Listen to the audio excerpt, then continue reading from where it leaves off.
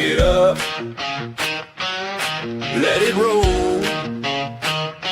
Stars and stripes in my soul.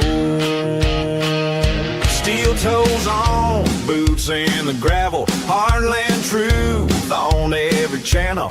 Open Bible, flag on the wall. We say what we believe or we don't talk at all. This is red, white, and raise hell. Cowboy hat, church bell can't scare us into silence. We were born to rebel from the back road to the beltway. We won't fade, we won't fail. Proud, loud, standing tall. Red, white, and raise hell.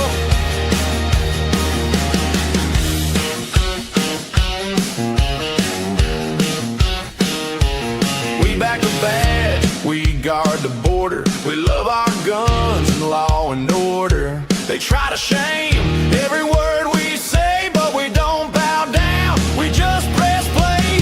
This is red, white, and raise hell. Cowboy hat, church bell can't scare us into silence. We were born to rebel from the back road to the bell. Hey, we won't fade, we won't fail.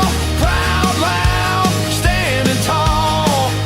Red, white, and raise hell.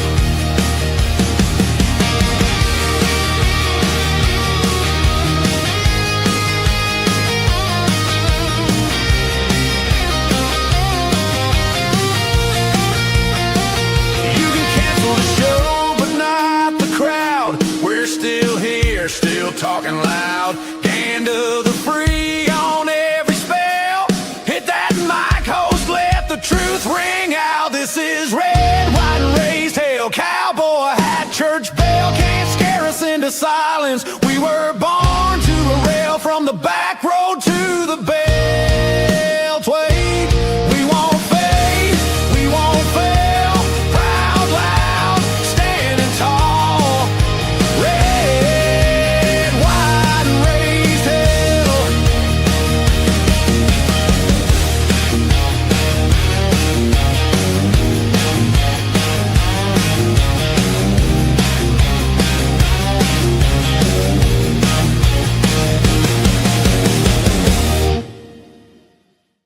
All right, everybody. Good morning. Good morning. Good morning. Thanks for being here. Take a look at that screen right now. What do you see there? You see the winners. You see the winners, at least some of them. Some of them were uncontested. By the way, AI did a butcher job on Frank LaRose on the right. Holy cow, that was brutal. Look at that. That's terrible. The other ones aren't bad. I think Frank LaRose got the dirty end of the stick there. Vivek's is, you can make them out. Robert Sprague next to him, you can make them out. Colleen O'Donnell, all right, I guess. John Husted doesn't look great there, the AI version of him. Jay Edwards next to him, and then Frank LaRose off to the right there. It just got butchered. I upload, just in case you want to know how I do these things, I upload pictures to AI when I make these graphics. And I say, here's what I want. I want them all side by side. Yeah, there we go. I think I'm hearing myself in stereo because my phone is on. Anyway, but I told AI to put them all side by side, unified together, shoulder to shoulder, like we're all one big united family, because that's what we have to be. You might not like everybody in that picture, or you may not like everybody that won, but there it is. What I wrote up there and what I told AI to present up there is exactly what is presented, and it's the right thing to present, if you will, because we need to come together immediately. The fight was yesterday. The debate was yesterday.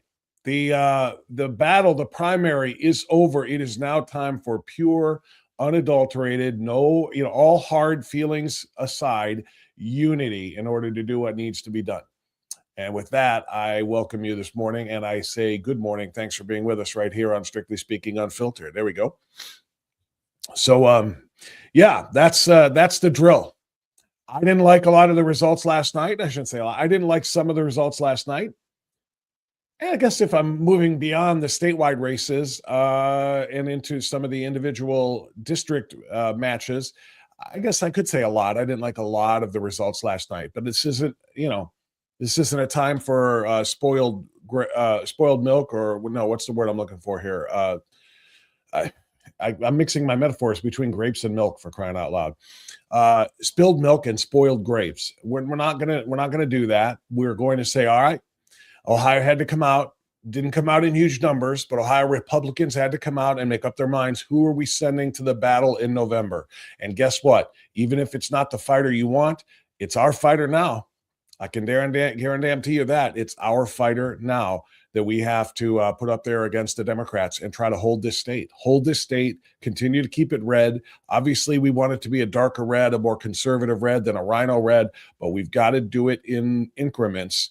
And if that means putting some people that we feel like maybe are less than the best, they're still going to be a hell of a lot better than the Democrats. Can we agree on that? Can everybody would agree on that, right? Can I get a can you dig it for that one, maybe? Or at least an and you dig it, since I continue to forget. Hey, Dylan, remind me today to edit can you dig it so we don't keep missing the part of. Hey, there it is. That time it worked in full. Anyway, can we agree on that part, by the way, that even if we're not sending our very, very best, or what we believe is our very best to the general election in November, every single one of them is a damn sight better than the Democrat opponent. There's not a chance in the world that you would ever think about sitting it out because you're not excited about your guy or girl, female, male, whatever, sitting out or supporting the Democrat, because we're not stupid and we're not Democrats, right? There has to be unity. There has to be passion. There has to be a drive, even if it's not your favorite. Let's look at that.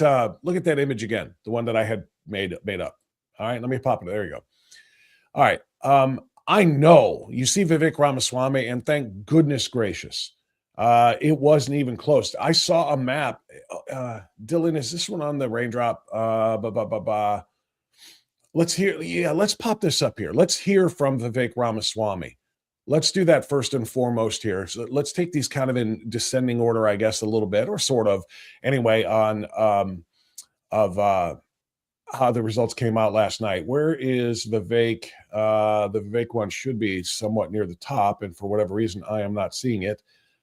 Oh, okay, there it is. It's number 6. Pop up number 6 there. Nope, that's not. That's Robert Sprague. I apologize. Where the hell are the Vivek ones? Number 5? Okay, let's do that. Number 4 or number 5? You can put in whatever order you want, Dylan. Give us both of those.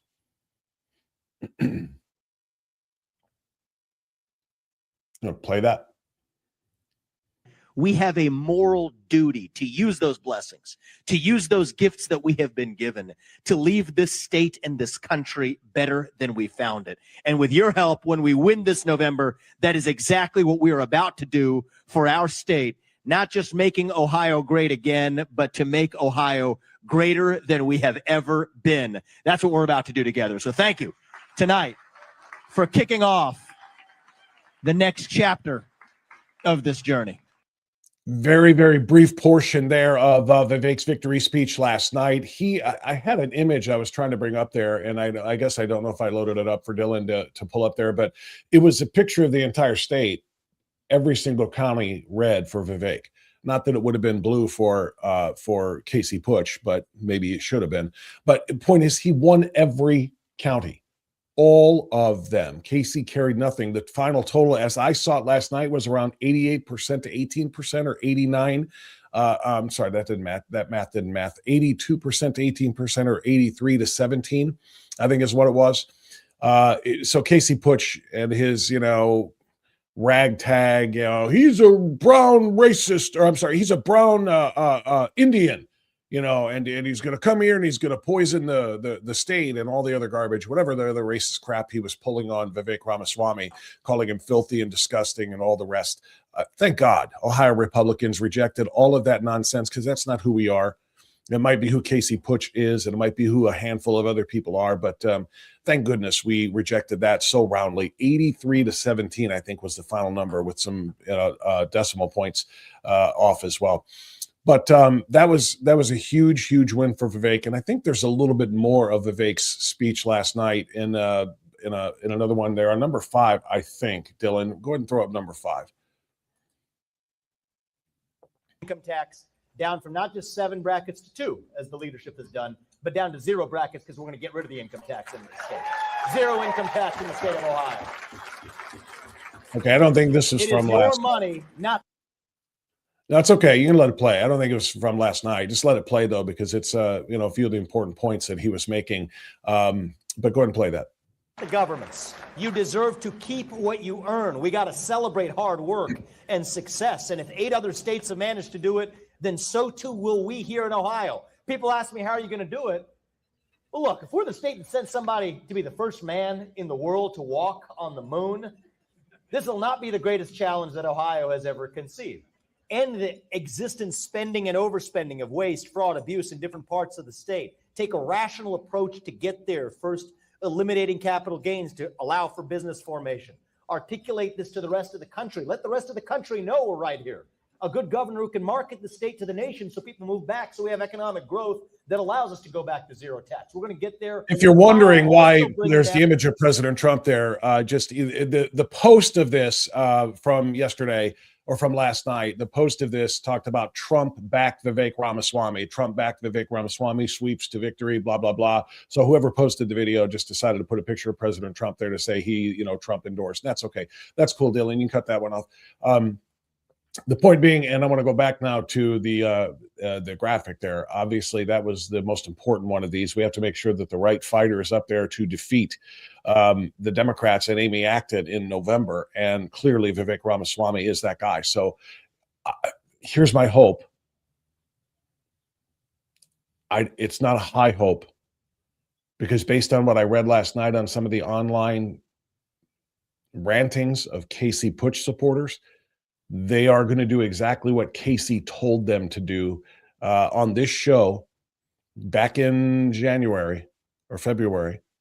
They're going to sit it out. Casey Putsch said if he doesn't win the primary, he will not back Vivek Ramaswamy, and he will sit it out. And he said, I hope all Ohio Republicans do too.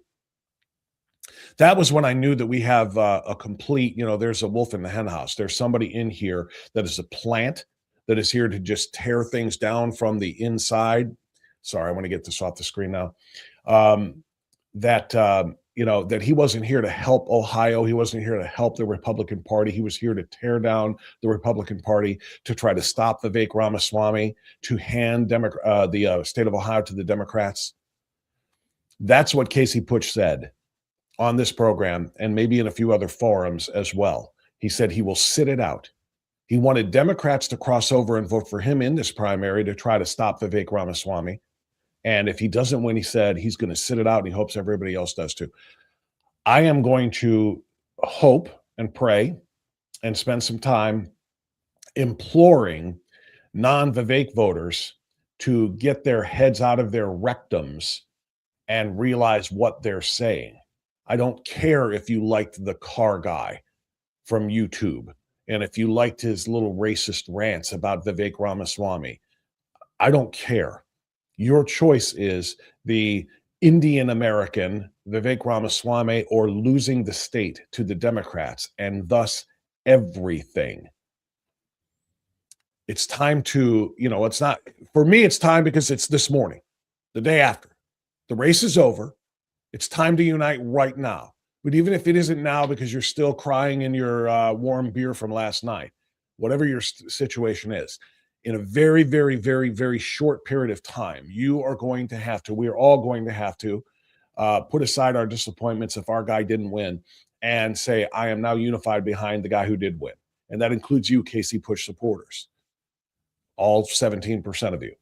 Okay. It's important. It just is. We cannot leave anything to chance. So I want to make that point. Last night online, like I said, I saw a bunch of them pledging to do what Casey said he would do, and that is sit it out. We got a problem there. All right. All right, now let me put the graphic back up there and look to the right of Vivek Ramaswamy as you're looking at the screen, and you'll see an AI rendering of Robert Sprague. Guess what? I'm going to support Robert Sprague. Why?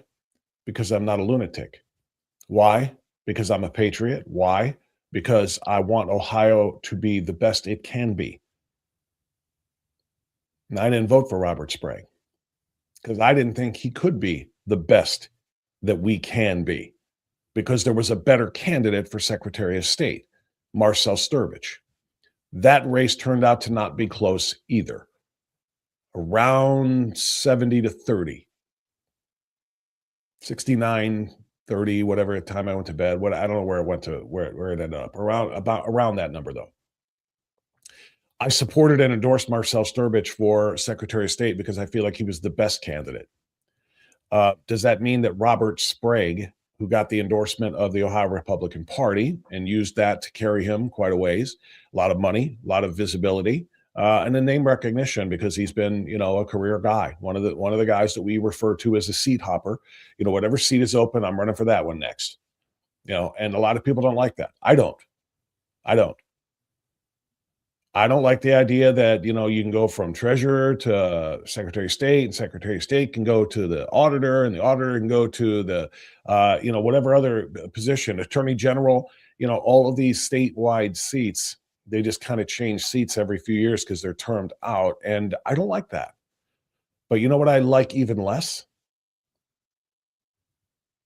Leftism, Marxism, Democrats running my state into the ground in those positions.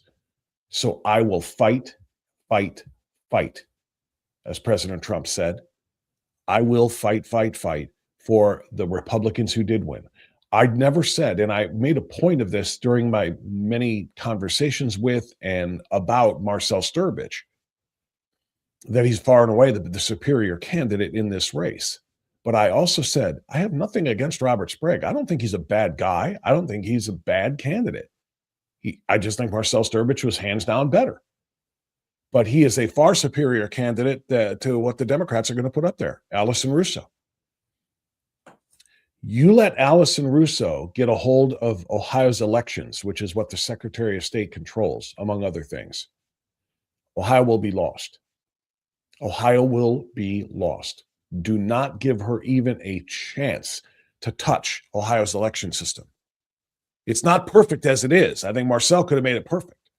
I'm hopeful that Robert Sprague will make it better. Who knows? Maybe because he was kind of echoing a lot of the points that Marcel made during this campaign. Who knows? Maybe he'll make it perfect by echoing and following some of Marcel's policies or ideas. But you put Allison Russo in charge of it, friends, and it is just, it's game over. We cannot allow that. That's why I've got this picture up here, and I'm going to support all of these people.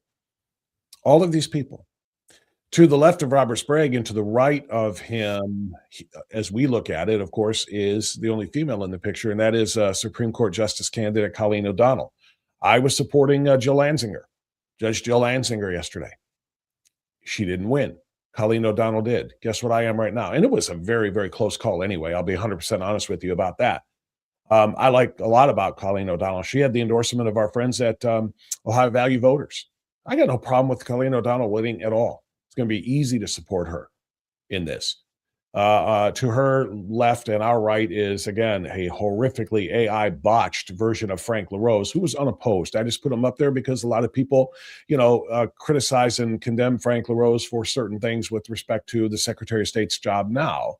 Things, calling it the gold standard, maybe not necessarily accurate. So a lot of people didn't like and don't like Frank LaRose for one reason or another.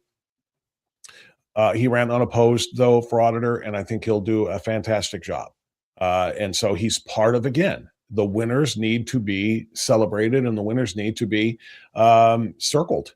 We have to circle the wagons around them to protect them and to advance them. Obviously, to the right of Vivek and to our left is, again, a pretty badly AI butchered version of John Husted. He, of course, is unopposed, too, but he's up there because now this is bad. This is, the time for the battle lines to be drawn for November. And Sherrod Brown won his, obviously, his Democratic primary yesterday. So it's Husted versus Brown, just like it was Moreno versus Brown a couple of years ago. And, and we need to have the same result. We got to keep his retired A out in his pasture. I'm going to not say anything disparaging about his wife, as much as easy as it is. Because Connie, never mind. We've got to keep Sherrod Brown on the sidelines, and we've got to get behind John Husted. And John Husted's got to have your full support. None of this, well, I don't really like what he did during COVID, because John Husted was the lieutenant governor to Mike DeWine.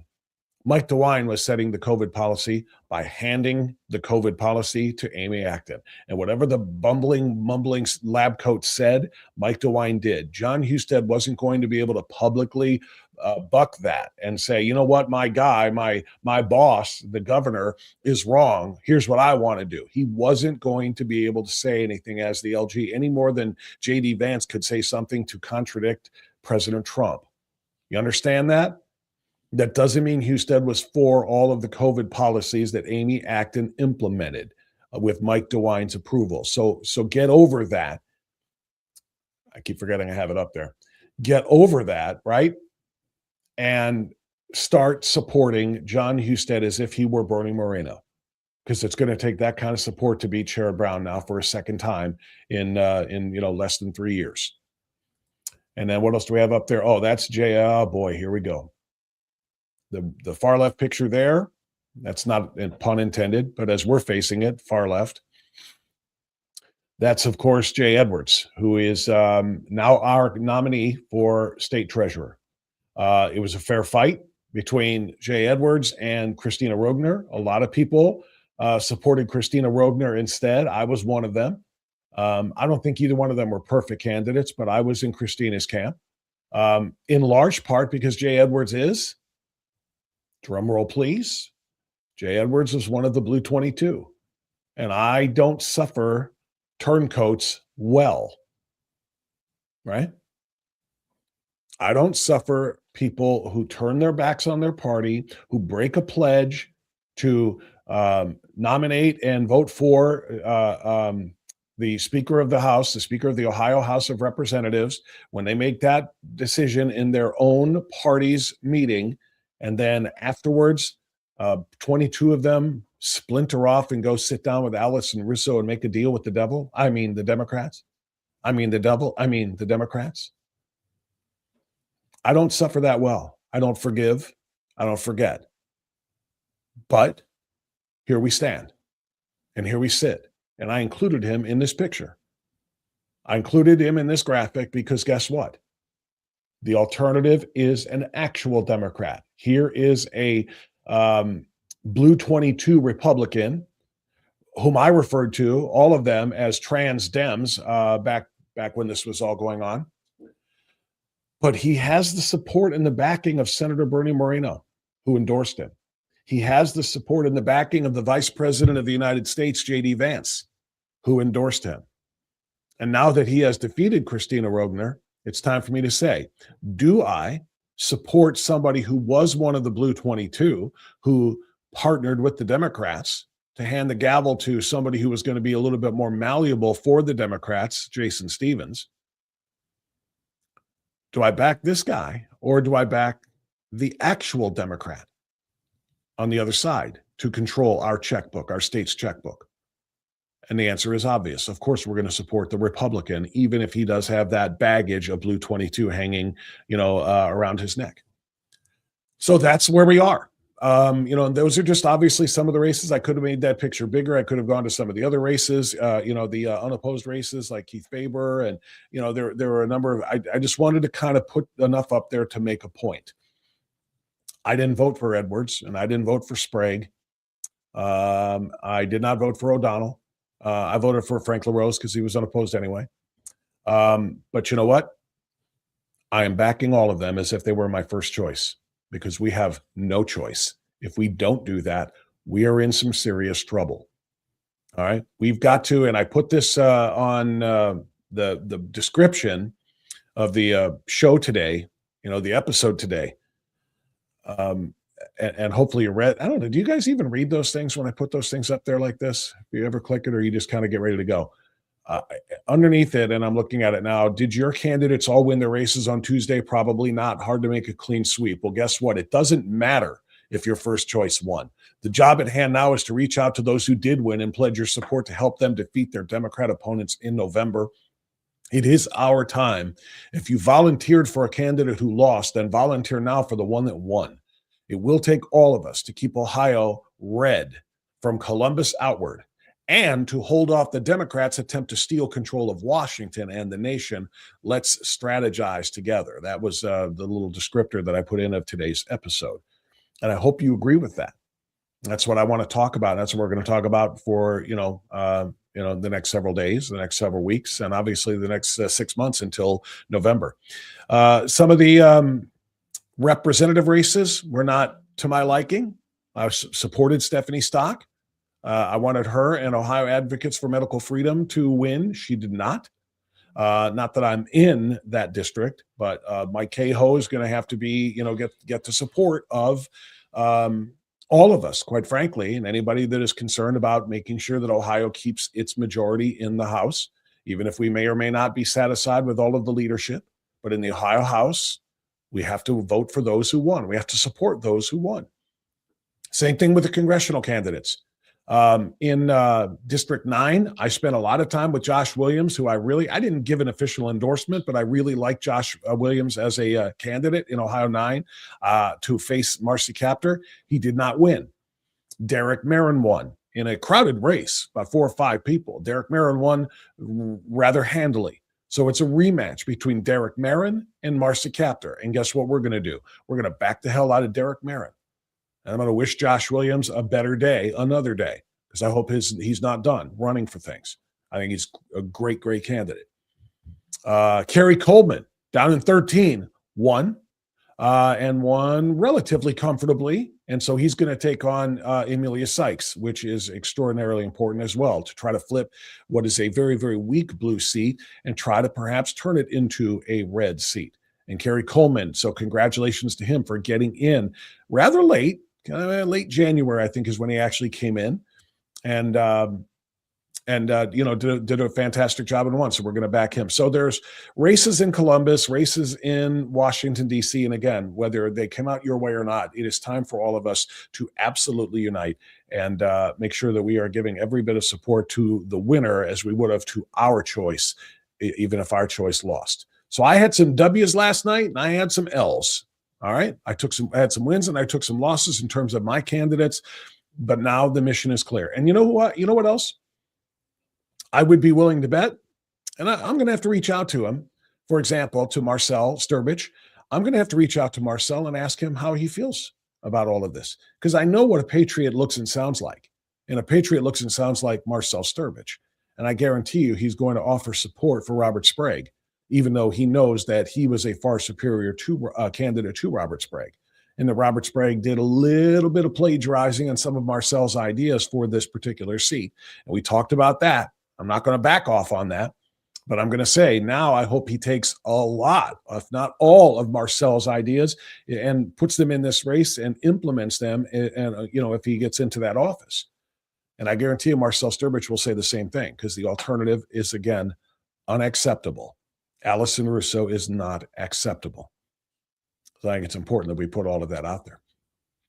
All right. I want to remind you now before we get into the chat. And by the way, we're not doing just all election recap today. Coming up in half an hour at the top of the hour, we're going to talk to our friend, Dr. John R. Lott Jr. Totally different story. And we're pivoting back to the third attempt on Donald Trump's life from the White House Correspondents' Dinner. The Democrats predictably trying to take the focus off of the far left, lunatic, maniacal would-be assassin, trying to blame the weapon or the weapons, the guns. They're coming after the guns, not the person, not the rhetoric that led this guy to become radicalized and so forth, but it's all about the guns. Well, John R. Lott Jr. wrote a great piece for The Federalist just completely destroying the gun control argument and the fact that that gun control would have somehow changed what happened in that attempt on Trump's life. It's a great piece. So I asked Dr. Lott to come on with us. He will be on with us coming up at about 8 o'clock. All right. But I want to take this time before I get into the chat to see what you have to say about the Ohio primaries yesterday to remind you that today's episode is brought to you in part by this guy, the politically incorrect mechanic, Charlie's Auto Repair. That's Charlie's business, and that's his baby. And it's one that he's been so successful at now for decades. Charlie's Auto Repair in Lakewood. As you can see, the address is now correct. 13728 Madison in Lakewood. But the biggest number you're going to want to know there, the most important one, is the one to call. Schedule an appointment. 216-470-0170. As you can see. Maintenance, obvious. Repairs, well, maybe less obvious to you, but they should be just as obvious. This is the place to go. When I say maintenance, I mean if you need to get your oil changed and get your tires rotated and the routine things you need to, safety inspections and so forth, obviously, just go see Charlie. He's going to give you a great price, a really great price if you follow him to a few categories, which I'll talk about in a second. But if you've got repairs, particularly electronics repairs, I mean, he'll rebuild your transmission if that's what it takes. He will take apart your engine and put it back together again with better parts. But the electronics, too, which is a huge issue in modern cars, Charlie's an expert at. But here's the best quality that Charlie has. Expertise in those things, yeah, but the biggest quality is the fact that he's not going to rip you off. All right? Honest mechanics are very, very hard to find.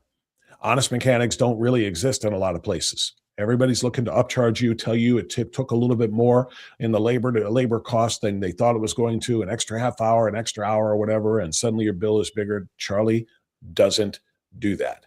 Charlie don't play that way. All right? You get a price from him, you can trust it. And you're going to get a quote on only what needs replaced, not things that are just going to help line his pocket. That's what the difference is. That's why I'm proud to represent and have representing this show, Charlie's Auto Repair in Lakewood. Check it out for yourself, 216-470-0170. And thank you to Charlie for being a foundational sponsor of, strictly speaking, Unfiltered. It matters more than people realize. All right, let's see what I have here. Let's get into the chat a little bit and see what folks are having to say about the results last night. Hopefully people are kind of coming together. All right, we're going to start with Roz. Roz jumped in and says, unite, yes, but hold their feet to the fire. Okay, to the extent that will be productive, right? To the extent that will be productive. We're not going to hold the feet to the fire and somehow burn them and give any more ammunition to maybe a centrist voter to vote for the Democrat, somebody who's not on our side but is undecided. We don't want to do that either. We want to make sure that we keep the Democrats as far away from power in these important statewide races as possible, especially governor. Especially governor. If you've got a problem with Vivek Ramaswamy on data centers, if you've got a problem with him on H-1B visas, whatever the reason is that you have a little, then work it out and then go to work for Vivek. Because that's what it's going to take.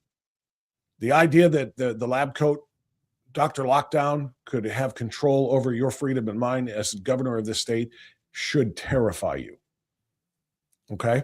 So I don't care even if you voted for Vivek, but you still have some questions and you're not sure how invested you want to be in this thing, get invested.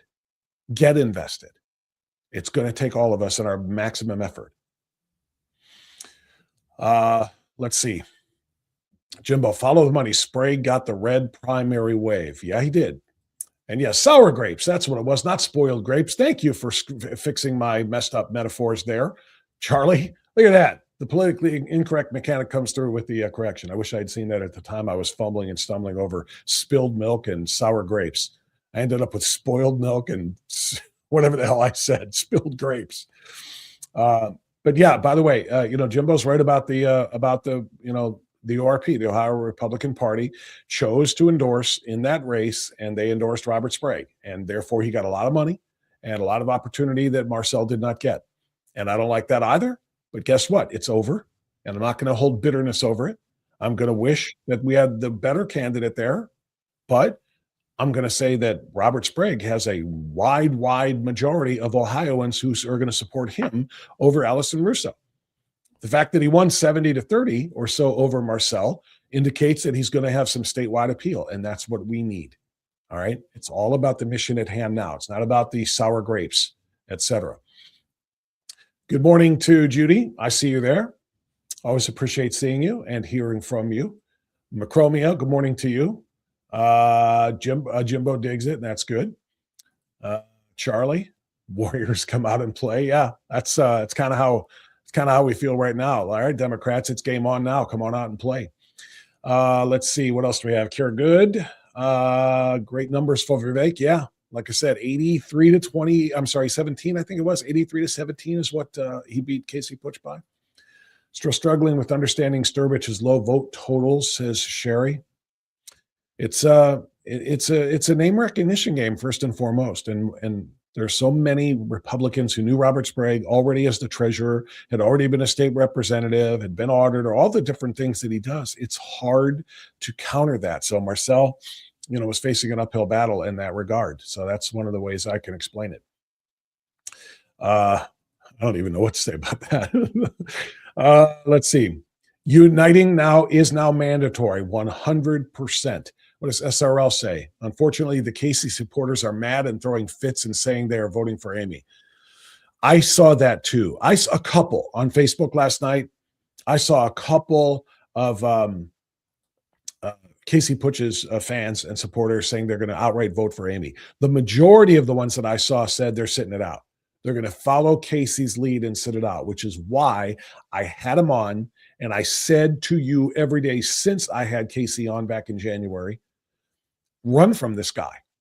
He's not loyal to the state of Ohio. He is not loyal to this party. He is not loyal to you. He is loyal to himself and, dare I say, at the time, a plant for Amy Acton and the Democrats. He's trying to weaken Vivek Ramaswamy in the primary, and then he's trying to hurt him and defeat him in the general by saying, because I've played that clip a number of times. In fact, I reposted it on Facebook. Hey, Dylan, just on a whim here, go to the my Facebook page, Bob France, the personal one, and like 2 or 3 posts down, it was from yesterday. I reposted that part of my interview with Casey Putsch. Let me know when you have that, and I'll play it again. But just to kind of paraphrase and describe it, he was he was saying that, when I win this primary, he was mad about the ORP endorsing Vivek, as much as we were just talking about the ORP endorsing Robert Sprague in the secretary race. But he was talking about how, if he wins the primary, Casey wins the primary, the ORP and everybody in the state is going to have to back him, which we would have, no question. But when I asked him directly, do you plan to do the reverse? If you don't win, will you back Vivek? And you remember what he said? I'll let Dylan find it, and then I'll show you what he said. Let's see, what else? Care Good, oh please, voting for Amy, what dopes? Yeah, dopes is a gentle way of saying what I would like to say about that. Casey John, of course they are, because Casey was a Dem plant to begin with. That's exactly how it seemed, didn't it, John? Oh, you got it, Dylan? Okay, yeah, let's hit that real quick. Let me take this off the screen. All right, yeah, sorry about the size of that. I don't think it can be enlarged because it was optimized for phone screens. But go ahead and play and remind everybody about what Casey Putsch said when I interviewed him about this, and why some of his followers now, his voters, 17%, which could completely make or break the election, by the way. If 17% of Ohio's Republicans follow this guy's advice, we're sunk. Listen. What's going to happen is when I win the primary, the entirety of the GOP has to back me. Otherwise, they're sunk. So that's nice. Casey, have money. No, it's not over. What happened? Casey, GOP what if it doesn't? Be with me, including what I have, and we're going to win. Period. You're right. If you win the primary, the entire GOP is going to have to back you 100%. Absolutely needs to be. So what I want to ask you is, if things don't go your way, okay, will the reverse be true? If Vivek wins the do you mean? primary, what I mean is if Vivek wins Will I the support primary, him? will you back him? Absolutely not. I mean, well, I'm a Republican. I'm an American. I'm not going to do that. But I'm not going on the campaign trail supporting disgusting sellouts that have done nothing else. It's vulgar. Like, Vivek's entire running is just spitting in all of our faces, telling us it's rain, buying out the entirety of the Republican Party. Are you kidding me? Do you know how much my life is at stake right now? My family, they can kill me, set me up, destroy me through lawfare, 11 Ways to Sunday, buy out everybody I've ever known. So this is insanely dangerous, and I'm going to support that disgusting establishment? No, respectfully, I will remain a conservative and a Republican, and I am supportive of our President of the United States and our future in the world, and I will still work to make Ohio better, but I'm going to sit it out. I'm going to sit it out, and honestly, everybody else in Ohio should too. All right. So that was January when I interviewed him. And I said at that time, this guy is not in it for Ohio or for the Republican Party or for the citizens. This guy is in it to crash and burn Vivek Ramaswamy. And why would he do that? If for no other reason than to help the Democrats. And he pledged to do it right there live on this podcast. He said, I'm going to sit it out, and I hope everyone else in Ohio does too. What can you say about that? It's the ultimate in selfishness, or it's the ultimate in sabotage, infiltrating our ranks in order to help the Democrats. And now, the day after, what are we seeing online?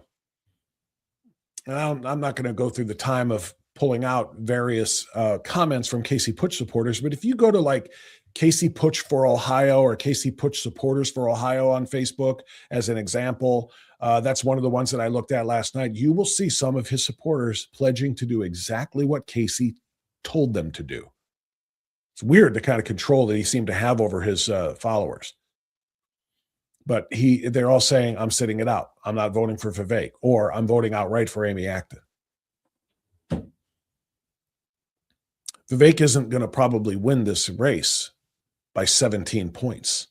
So if 17 points, or 17% rather, of Republicans who voted in the primary voted for Casey Putsch and against Vivek, and if they sit it out, we lose.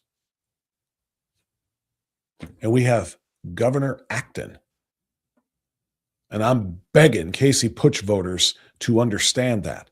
The two words, Governor Acton, should give you a chill up your spine and have the hairs in the back of your neck standing up. Governor Acton. All right? But that's what they're pledging to do. That's why this is so important, this mission that I'm talking about today about uniting. Casey Putsch supporters are going to have to swallow hard and support Vivek Ramaswamy, just like Marcel Sturwich supporters are going to have to swallow hard and support Robert Sprague. And Christina Rogner supporters are going to swallow hard and support Jay Edwards, a Blue 22 member, and on it goes. We have no choice. Let's see. I wonder if they're all mask holes too, talking about the Casey Putsch supporters, I assume. Number of seats that had no candidate was disgusting as well. Why can't the GOP find candidates? Putsch was a demon rat, commie plant. There you go. That's what CAD says. What's Donna say? Good AM, the true Republicans showed up. Largely, I think it's fair to say. Okay, yeah, I don't know who that troll is, but we're not going to pay much attention to that. Let's see, what else do we have here? Unfortunately, social conservatives didn't have a good night. I guess there's some give and take with that, Charlie. What were the actual numbers of voters, GOP versus Dems, in terms of turnout? I don't have that. If anybody can find that and share it, I'll put it up on the screen. Anybody in the chat wants to get in. Victor, please hit the thumbs up when you get a chance. Amen, brother. Thank you for that reminder. Oh, high value voters endorsed Colleen O'Donnell. Yes, they did. And that's one of the reasons why I said I was very close. I supported Jill Lanzinger but I have no problem with Colleen O'Donnell was kind of my statement and my argument. So the fact that Colleen O'Donnell won, it's not going to be a stretch for me to support her at all in the Ohio Supreme Court race. I'm totally 100% fine with that. Like I said, I did like Jill Lanzinger better, but because I loved what she did during COVID. The entire state was closed down. She kept her courtroom open and basically said, sue me. She kept her courtroom open. She performed weddings during COVID. She defied the lockdown. That's gutsy. And that's the kind of strength I wanted on the court. But I have no problem at all with Colleen O'Donnell winning this thing. And Ohio Value voters, for whom I have an extraordinary amount of respect, gave her an endorsement. Then good on them and good on her. And let's go get a W. Let's see, what else do we have here? Not enough representative candidates for the courts. Agreed. CSNY said it best. If you can't have the ones you love, Crosby still saying, love the ones you're with. You know what, Victor? That's not bad. That's not bad. Love the ones that we're with now and support them and get them through. And again, you might have to clench your teeth while you're smiling about it because your person didn't win, but you know what? You do it. You put that face on and you go and get this thing done. Now it is a matter of preserving the state against what would be a radical takeover. We have to stop that. Only way to go, Bob. We must win them all. Amen to that. Merrick can flip the seat and send Marcy out to pasture. Oh, Derek Marin, you mean? Derek Marin. Derek Marin could. He came close last time. And again, this is one of those ones where I was again, I didn't issue an actual public endorsement for Josh Williams, but I really liked his campaign, and I told him so and had him on numerous times. But I also conferred with Derek Marin a little bit on the air, but off the air, trying to actually set up a debate between the two or amongst the candidates there. Never got it to work out. But I have no problem with Derek Marin at all. As you know, that's why we fought so hard against the Blue 22 when they pulled their chicanery. Derek Marin was supposed to be the Speaker of the Ohio House, and they took it away from him and gave it to Jason Stevens in service to the Democrats. So everybody knows, we supported and will support Derek Marin to the hilt against Marcy Kaptur. That's an easy one. Casey John said, I spoke with Marcel last night. I texted with Marcel, and obviously disappointing, but he's going to be all right. And hopefully he will get behind, his opponent who beat him here and do what is right for the state of Ohio. He's a patriot. He's a veteran. He's absolutely going to do the right thing. Brian at TNAM. Just like Casey Putsch, Nick Fuentes just said something similar. Do not vote in the midterms, and if you do, vote for Democrats. And I like to quote Nick Fuentes, but I get your point. What isn't acceptable is people not voting. If you don't want to vote, take your name off the voting rolls. I'm going to skip forward a little bit here because I've got to make some room here. Coming up at the top of the hour, we're going to be talking to John Arlott Jr., Dr. John Arlott Jr. What does our mechanic friend say now? We also need to cognizant that less than 1 million people voted in the Republican primary. That leaves a lot of people to win over in the next 5 months. That's a very good point, too. That is a very good point. We knew the turnout was going to be low. We tried to, encourage people to go out there and do their duty yesterday. And maybe if the bigger turnout had come out, maybe some of these races would have gone differently. But again, we can't cry over that. What? Spoiled grapes? No, we can't cry over that spilled milk. And it is what it is. People didn't come out in large numbers yesterday, but in the next 5 months, you're right. There are a lot of people who didn't feel like the primary was worth their time. So now we have to convince them how worth their time it is to get behind these winners in November. Deb says, good morning, all. Great work. And now we must unite. I want to see Sprague get in touch with us. I do too. I'm going to invite him on the show. And hopefully he won't be bitter and petty about the fact that I supported Marcel Sturbridge. I've talked to Robert. I've shared stages with Robert or followed him 2 stages in various events. I've no reason to think that he will be bitter or petty about it. But I've just seen it happen in the past with other candidates after endorsements. Then they'll freeze out those who did not. If they win, they'll freeze out those who did not endorse them. So I'm hopeful that won't be the case with Robert Sprague, because now I am a Sprague supporter. Because I'm a conservative Republican and I want Ohio to stay red. and actually to be better red. It's rhino red right now. I would like for it to be conservative red. Has Sherrod Brown never had a real job outside of public office? Houston has to beat him. Marty, I concur, and I don't think he has, actually. Midterms totally depend on turnout, so let's go all out. Obviously, the midterms are over, but let's go all out for the general now. You're right, Sally. Secretary of State work includes ballot board chairman, authorizes which of our petitions get to a vote. Great point. Let's see. Patriot Mom asking, is he really a conservative? Are we talking about Casey Putsch? And I would say the answer is no. No. Not going to piss off his supporters? Yeah. Do I care? No. Would I like Casey Putsch supporters to watch my podcast and help me grow? Sure. Do I run the risk of driving them away by saying, no, I don't think he's a conservative? Yeah, I guess I do. But I can only react to what my eyes have seen and my ears have heard. And Casey Putsch saying, I am for me and me only. I will not support, the choice of the people of the state of Ohio in the Republican primary. I will not back him. I'll sit it out. If it can't be me, then it's nobody. I'll stay home. That's not a conservative principle. That's not. Do you know how many Republicans I've had to vote for through the years that were not conservative, but they won? And it's like I always say, if in a hypothetical race, any Democrat, for example, a candidate for Congress, the Democrat is going to 100% of the time vote against Donald J. Trump. Just a matter of fact. The Republican opposing that Democrat may vote 99% of the time. A rhino Republican may vote 99% of the time against Donald Trump and the agenda. Guess what? Give me my 1% and check.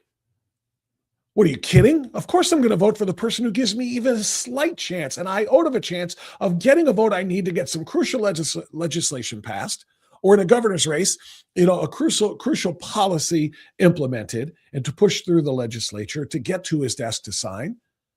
I'm going to support that person every single time. If there's a scintilla of a chance that I get something better for my country, my state, my district, my county, whatever the race is, then I'm going to vote for that person over the Democrat, which I know gives me this chance, zero chance to get good sound policy or good sound legislation voted for. It's that simple. I cannot stand hearing Casey's brand of rubbish. Neither can I. But I wanted to play that again for you just so you can kind of, like I said, get exactly why I was so opposed to him. And I think so many of us were as well. Unhinged traitor. He's like a 2-year-old throwing a tantrum. He has control over them because they are not conservatives. Patriot Mom talking about Casey Putsch and his supporters. Donna, how many Dems do you think asked for a Republican ballot? Are his supporters really Republicans? The Dems are good at this game. That's a damn fine question because we did talk about that. That was another element of my interview with Casey Putsch back in January. Not only did he say he would sit out, I asked him directly, are you saying that you want Democrats to come over to the Republican primary and vote for you to choose our nominee, even though they're not Republicans? And he said, yes. He said, I want anybody who's legally able to cast a vote for me to come over and cast a vote for me. So he asked for Democrats to do that. So what Donna just said in that comment, spot on. Of the 17% he got in what was still a Vivek Ramaswamy sweep, 88 counties, all of them voting for Vivek, 83 to 17, the vote total, I think is what the last I saw was. The 17, was it even 17% of Republicans, or could it be just 17% of the people who cast votes, many of them maybe being Democrats, on that Republican ballot? Damn fine point. Because of the Acton, my mother died alone in a nursing home. Oh my gosh. I'm sorry.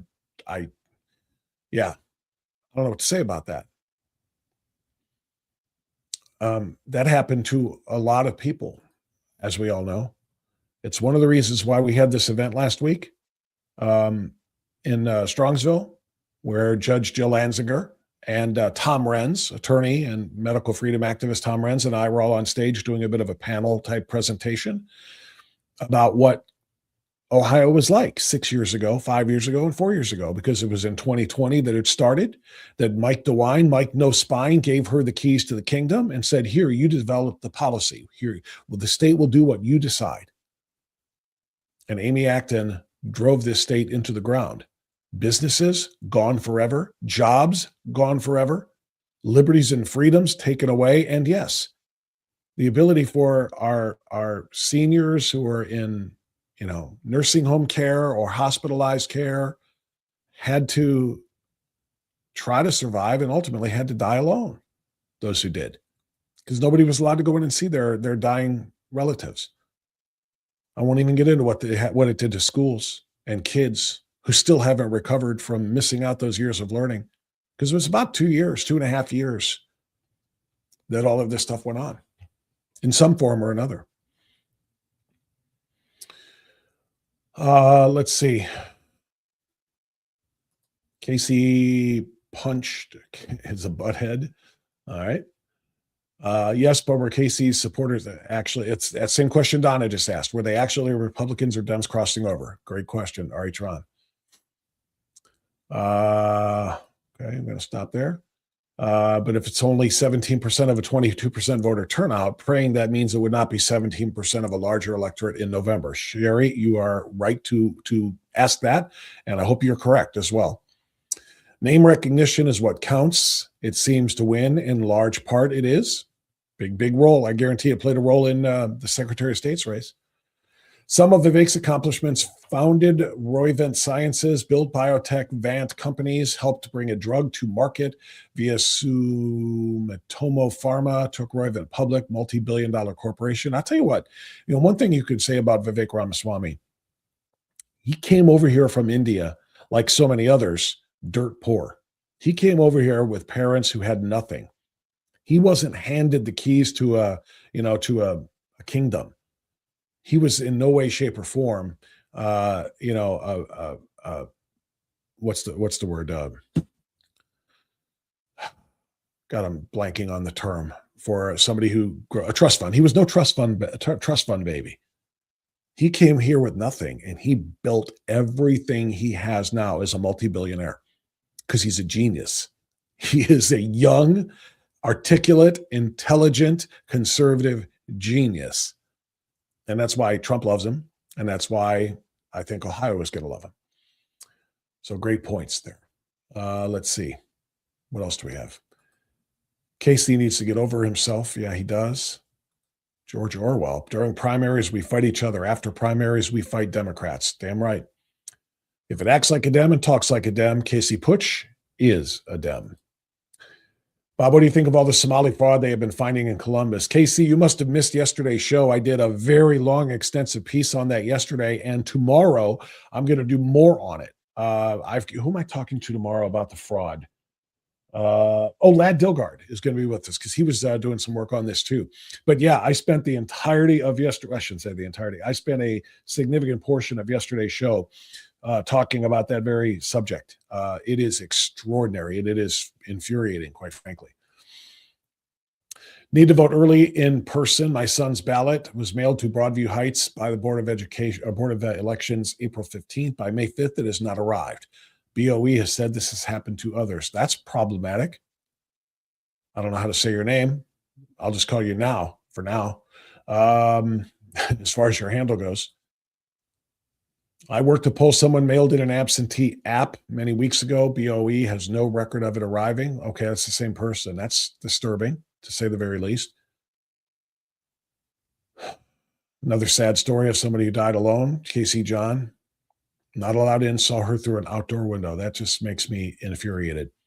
T-Nam, Brian, Acton and Biden terrorized doctors into stopping IVM, that's ivermectin, hydroxychloroquine, monoclonal antibodies, etc. And people like my brother died as a result of that medical malpractice.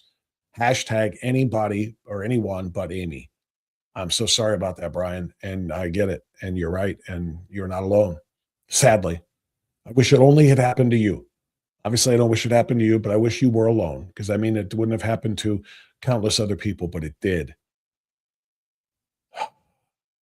Bob Vivek did not come over here from India. He was born here. Oh, thank you. Okay, you're right. But I mean, when I say he came over, I mean his parents came over from India, poor and broke. Okay, he was absolutely born here, is an American citizen, which is why he can indeed be president of the United States. You're correct, Charlie. But when I say that, I meant his family came over here not with a kingdom. His parents came over here with nothing. And Vivek built everything that he has for himself, which is the point here. So thank you. And one more. We don't need Vivek to we don't need to love Vivek to vote against Amy. That is true. But there is a lot to like about Vivek Ramaswamy. And hopefully there will be people rushing to the polls to vote for Vivek, not just to vote against Amy Acton. All right. So that's where we're going to leave it for now. We're supposed to have John Arlott Jr. on the line now, but I don't see him in the green room. So I'm going to give you a little bit of a break here, and I'm going to check in to see where he is while I remind you of our friends at AFP, Americans for Prosperity. You know what? AFP Ohio cares as much about Ohio as anybody in the state. They are dedicated to making Ohio its best. Even though they're called AFP because it is a national organization, the chapter, AFP Ohio, is dedicated only to the Buckeye State, which is why they have the Buckeye Blueprint at buckeyeblueprint.com. You can see at the bottom of that graphic. All right. It's a four-pronged approach. 4 areas in which the state of Ohio is lagging behind and can be so much better, and in fact be, the envy of the nation. The issues are economic opportunity, more of our money kept in our pockets, education freedom, our choice as to where our kids go to school, and our input into what the curriculum looks like, energy abundance, taking advantage of all of the amazing natural resources we have in the state of Ohio, and government accountability. AFP Ohio is devising through the Buckeye Blueprint a policy that would indeed hold our representatives in Columbus more accountable. So it's really what we're all about, honestly. I was so proud when AFP Ohio came to me and said, "We'd like to support your show because we know what you do and what you stand for and what your audience does and what they stand for. We're like-minded." So AFP Ohio is a foundational supporter of this podcast and this live stream, and I could not be prouder of that fact. So thank you to AFP Ohio, and you can help us by helping them. Go to AFP or Americans for Prosperity Ohio. You can look them up or just go directly to their page that they created for this particular push, which is buckeyeblueprint.com, buckeyeblueprint.com. It is the blueprint to fix and to improve the state of Ohio. Okay, I'm going to check in on Dr. John Lott. So as always, I like to give, and believe, you know what I'm going to have to do? Everybody loves the songs that I've made so far. I've written some lyrics and given some direction to AI to create some songs, including our show Open, Red, White, and Race Hell, and including Line in the Sand. I'm going to make some more. I'm going to make some, I had to purchase the account to make these things, but I'm going to make some more. But right now, unless you want to watch GTFO, quick in the chat, as I take a time out here to try to square things away with Dr. Lott, do you want GTFO, which is my parody of YMCA, or do you want Hunters in the Basement, which is my parody of Cats in the Cradle, or do you want Line in the Sand, supporting our ICE agents and agency? I'm going to just take a couple of quick answers in the chat here and see what people say. Do you want GTFO, Hunters in the Basement, or Line in the Sand for our time out here? And it looks like people are still talking about JD. Here we go. Jimbo says, yeah, you can't do that. Oh, he's saying yes to new songs. And I like GTFO too. Okay, I'm glad you like GTFO too. But I want to know which one you want right now. Let's see. Line in the Sand, please, says George. GTFO, says B. Milla. Okay. Line in the Sand, says Jimbo. I think it's 2-1 now. 2-1 Line in the Sand over GTFO. Lois Irene says GTFO. Now it's 2-2. Next one is the tiebreaker. Next person to respond. CAD said, oh no, shoot. Jim from Parham Heights said Hunter in the Basement. Now it's 2-1. I don't know what the hell to give you now. All right. Let's do a blast from the past. Why not?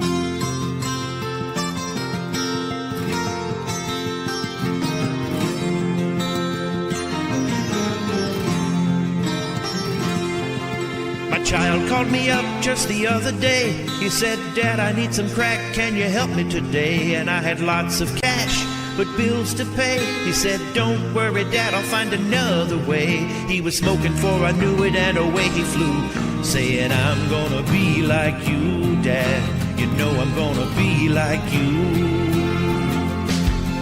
And Hunter's in the basement with a silver spoon. The hookers and drugs were gonna be there soon. When you're coming home, Dad, I don't know when. I'll be good and high by then, Dad. Yeah, I'll be good and high by then. Picking through rugs, smoking anything that even remotely resembled crack cocaine. I'm very proud of my son. My son came around just the other day. He said, I got me a deal where we can both get paid. Can I trade on your name? I said, sure, okay. Will anyone know? He said, no, no way. And as he walked away, he looked kind of dim and said, I'm gonna be like him, yeah. You know I'm gonna be like him. He's fixed it. He's worked on it. And Hunter's in the basement with a silver spoon. Ukrainian brides were gonna be there soon. When you're coming home, Dad, I don't know when. I'll put aside your 10%, Dad. I'll always have your 10%. I said, honey, what are you doing? I said, Dad, I'm fine. He said, you're not fine. I know how to game the system. Come on. Come on. Well, he came from Kiev just the other day. Had a smile so big I just had to say, son, I'm proud of you. How's our cash supply? He nodded his head and said, Great big guy, but what I really need, Dad, is to borrow the car keys. You can take the vet, but watch the boxes, please. And Hunter's in the basement with a silver spoon. Classified papers all over the room. When you're coming home, Dad, I don't know when. I'm getting good and high again, Dad. I'm getting good and high again. He pointed out the reason why he regrets it is he didn't anticipate that folks like Giuliani would use it to, in fact, try to embarrass his father. Yes, they are. They're flat thugs. Come on. This guy is a dog whistle about as big as a foghorn. I stole an election and my son moved away. I called him up just the other day. I said, you owe some cash, I want my cut today. He said, Calm down, Dad, you know it's on the way. But my laptop is gone and now it's on you. And now we're both really screwed, Dad. And now we're both gonna be screwed. And as I hung up the phone, it occurred to me, he was damn near dumber than me. My boy was dumb as me. And there was Hunter in the basement with a silver spoon. All of our crimes were coming out real soon. When's it all end, son? I don't know when. But we're gonna end up in the pen, Dad. We're both gonna be in the pen. I am absolutely certain, 100% certain, that at the end of the investigation, that I will be cleared of any wrongdoing. God save the Queen, man. All right, there you go. I kind of had to go with it. I don't know why. We were 2-1, and a whole bunch of them came in afterwards, but I have not heard Hunter for a while. Hunter's in the basement for a while, so that's why we went with that one. All right. So, yeah, I think John Lott, by the way, is West Coast. So it's very early for him there. He may have overslept on this one. He was scheduled for 8 o'clock, which actually he's Mountain Time. He's Mountain Time, not Pacific, so it's 6 a.m. there. So he may have overslept or didn't set the alarm or hit the snooze one too many times. Who knows? But we got a message out to him, and hopefully we'll get him on before the end of the show. If not, that's okay. There are a lot of other things that we need to talk about this morning. Obviously, the biggest one being what we've been doing, which is the results of the primaries yesterday. What do we have up here? Just real quick. Yeah, the votes were coming in the whole time that this was playing. So we had GTFO. We had another GTFO. We had another GTFO. Maybe I did the wrong thing here. Patriot Mom said they're all great. We had another GTFO. Boy, I'm going to have to really get some GTFO going one of these days. Maybe tomorrow. Jimbo wanted line in the sand. Queen Mother wanted line in the sand. There was Jim who told us Hunter. CAD line in the sand. Charlie is not talking about the song. Line in the sand for MG. Or M. Golan, And again, I'm sorry, I don't always decipher your handles very well. KC wanted GTFO. Can't go wrong with any of them, really. Jim, thanks for the Hunter masterpiece. I will, yeah. It is one of my favorites. It is. Is that the first one that I did? I don't know. Sally wanted the line in the sand.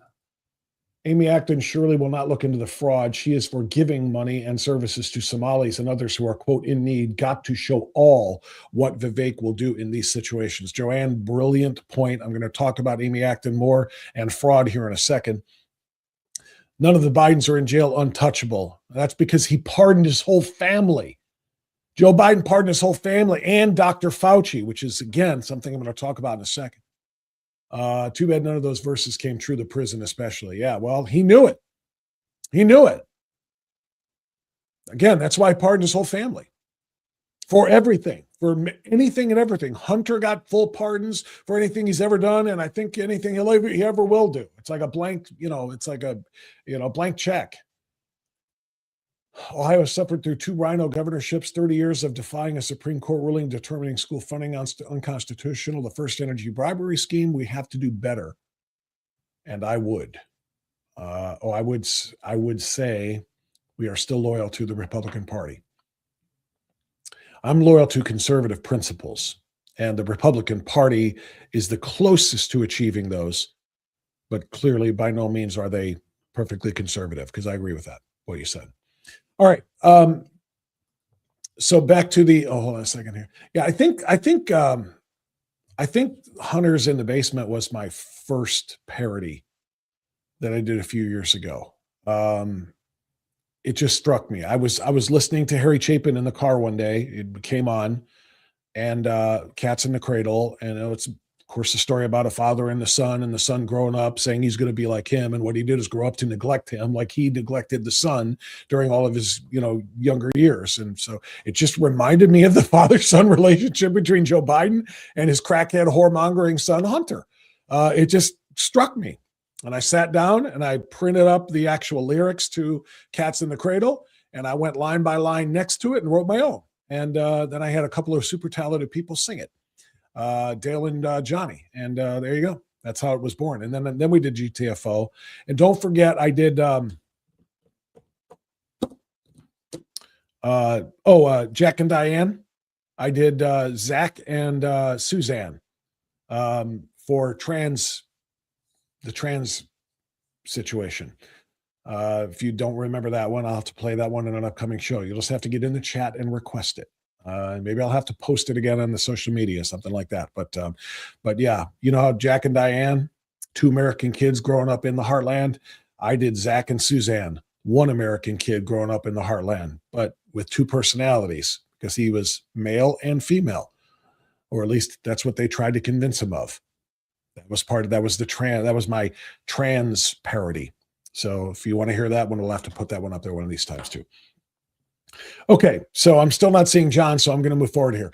Dylan, I'm going to ask you to pull something up for me and do a refresh on Raindrop, because I'm going to ask you to pull up the latest on Amy Acton, or not the latest, but this is something that was really important. Laura Loomer, was it Laura Loomer?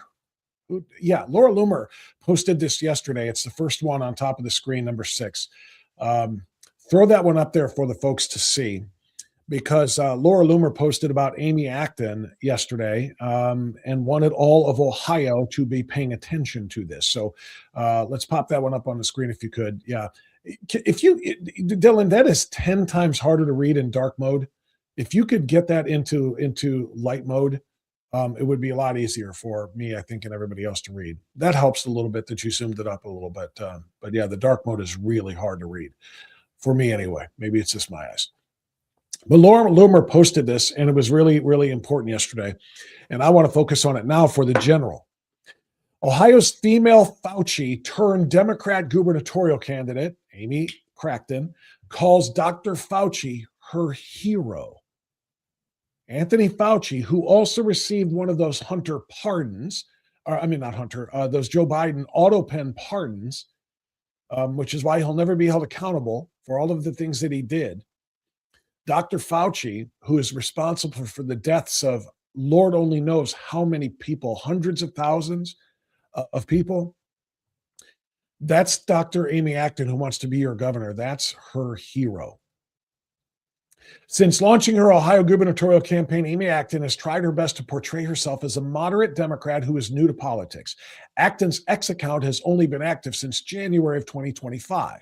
The Democrats have been working an all-out press attempting to make Ohio voters forget about Acton's pro-Fauci and far-left past. Despite being compared to Dr. Fauci, Acton's gubernatorial social media account mentions him very little. However, an NPR recording proves Amy Acton is a Fauci fangirl, as she praised him during a radio interview on September 19, 2024, which aired on Ohio NPR stations. Now I'm going to pause there to remind you of that time frame. This was after we all learned what we needed to learn about COVID, the jabs, Fauci's lies, gain of function, Wuhan being the source, Fauci's role, all of it. This wasn't, she didn't make what you're about to hear and read, make those comments before all of this got going or in the very early going in 2020 of COVID. She said this in September of 2024. So we saw and learned through the rest of 2020 and all of Biden's 2021 and 2022 and 2023 and all of the ramifications of the jabs, the poison darts, the source of the Wuhan flu and the whole 9 yards. It was in September of 2024 she was singing the praises of Dr. Anthony Fauci, who many people believe should get the death penalty. She said during the interview, Dr. Fauci is someone I would call a hero. In fact, I can read the quotes here. I can play this for you. Dylan, can you play the video there? It's at the bottom of the post. Go ahead and play that. All right. So, Dr. Acton, I want to ask you, before we get into the specific of your experience during the pandemic, can you speak to your perspective of Dr. Fauci and the work that he's done? Well, thank you. I have been a global health doctor for 35 years. And so Dr. Fauci is also someone I would call a hero. That's it. That should play on an endless loop on the GOP website in Ohio. That should play on an endless loop, or at least be available to turn up the volume on an endless loop on Vivek Ramaswamy's campaign page. It should be all you need to disqualify her from the governor's race. That should be it. I would call Dr. Anthony Fauci a hero. Given Fauci's long list of anti-Trump statements prior to Acton making her Fauci is a hero remarks, it's safe to assume she hates Trump and loves lockdowns and mask mandates, Laura Loomer. 100%. Now, there's another post that Laura put up there yesterday. Right after that, it's the first comment. If you could scroll down to that, Dylan, I want to play that one too, because again, this is what it's all about now. It's all about getting behind, our winners yesterday. And obviously the biggest winner at 83%, biggest winner of the night was Vivek Ramaswamy to take on Amy Acton here. So yeah, that's the one, her interview on Channel 3 with Russ Mitchell. So let's watch this. That you would resign your position as health director because of the protest. But I've heard you say that's not the case. Let me pause that, Dylan. Pause that. Sorry. We should probably do the context and read Laura Loomer's text of the post right there. During a February 2025 interview with Ohio WKYC3, Acton blamed President Trump and Republicans for why she resigned as the state medical director on June 11, 2020. During the interview, Acton says she wanted Ohio to remain locked down and essentially would not sign her name to any medical documents reopening the state. Okay, so that's your context there. And by the way, after that, it is worth noting that in March of 2020, Acton had no issue signing her name to some of the most restrictive COVID measures in the country, which essentially locked Ohioans in their homes. So now let's listen to what she said to Russ Mitchell again. Go ahead. Between you and the governor in terms of policy. Is that correct? Yeah, not between the governor and I'd like to say. But yeah, a lot of people assumed, and I think the media covered that, they assumed it was the protesters at my house, but I'd had those threats. I'd had executive protection from when you first saw me in March on. But the truth was, we saw a shift occurring. The White House was putting more and more pressure on governments. But for me personally, the pressure was coming from the state legislature, special interests, and particularly the Speaker of the House. Would have been Larry Householder. Larry Householder, wanting orders that were not based in science. They were starting to be based in what maybe a lobbyist wanted, or in this case, what someone's wife's fair might want. And for people to understand, for 150 years, the authority for quarantine rested with the health director, so that it would not be political, so that it would be used very sparingly. Pause that for a second here. This stupid son of a is just saying that she wasn't being political. This was last year. This interview with Russ Mitchell was from 2025. She's running for governor, but she wasn't being political. That's why the power to quarantine was given to the state health director, so it wouldn't be political. She is politics. She is political. And everything that she did was politically motivated. And her lies about what the science showed is also just horse crap. She was routinely and roundly mocked, so much so for her incorrect models that she was using to predict the spread, the outbreak, where the biggest danger spots were, and hot spots, blah, blah. She would hold those stupid ass press conferences throughout COVID and was wrong time after time after time. There's going to be 100,000 new cases in Ottawa County by this time on Thursday. And we check in on Thursday, there's 2 cases. I mean, are you serious? Her science was so completely for being the quote unquote, doctor in the room. I got to wear my lab coat. I said this, I told this to the Strongsville audience when we were doing the walk down Nightmare Lane, Amy Acton's Ohio during COVID. And I pointed out the walking lab coat, which is why I called her that. You remember that, right? You remember why I called her that? Because she was so bad as they were. Fauci didn't have to convince anybody he was a doctor. All of his press conferences he did during his time, at the national level, Deborah Birx, Dr. Birx, they wore normal clothes. They just had everybody knew they were doctors. Amy Acton would not hold a press conference or be seen in public without her lab coat on during all of COVID. Because she wanted you, because she sounded so unconvincing with respect to the science, it's like she needed to convince people that she was a doctor. Look, I swear I'm a doctor. It says so right here, Dr. Amy Acton. Look, I'm surprised she didn't have a stethoscope around her neck. Like as if she just came out of treating patients, or she just came out of the lab, or just came out of surgery or something. I mean, she was cosplaying. I mean, she is a doctor and was a doctor, but the idea that she had to sell people on it, I swear I know what's going on here. I'm a doctor. Look. Her lab coat was like her signature. It was so annoying. But the point being, her science as a quote unquote doctor was wrong every step of the way. And the decisions she made killed people. Doctor, the decisions Amy Acton made killed people. It made other people die alone.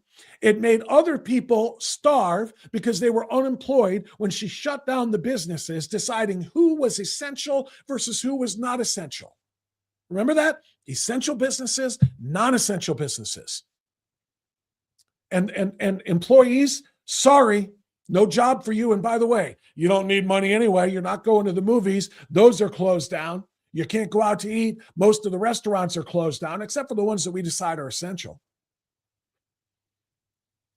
You can't go to the stores except for the big box stores because we call those essential.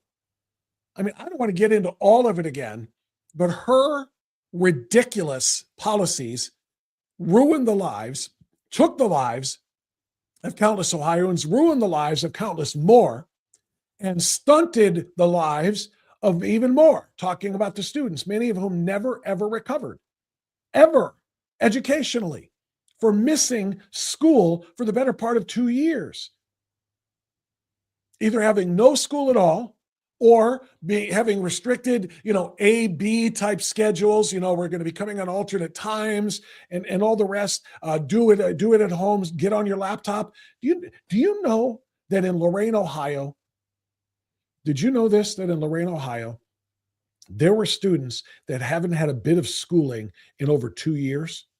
They were not in person. They were told to do it at home, but they didn't have laptops. So they never got education, even on the screens, which was a joke. All right. And then when school resumed, they never went back. And you know who didn't even check on it? The schools.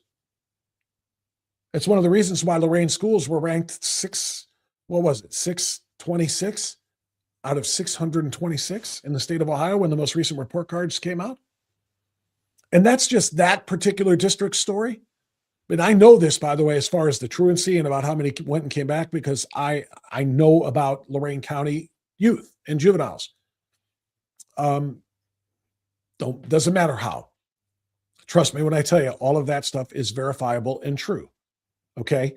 But there are so many kids whose educational careers were ruined by what she did. And by the way, by contrast, another red state that was operating at the same time as this quote unquote red state with Mike DeWine in charge, but having ceded his power to the walking lab coat.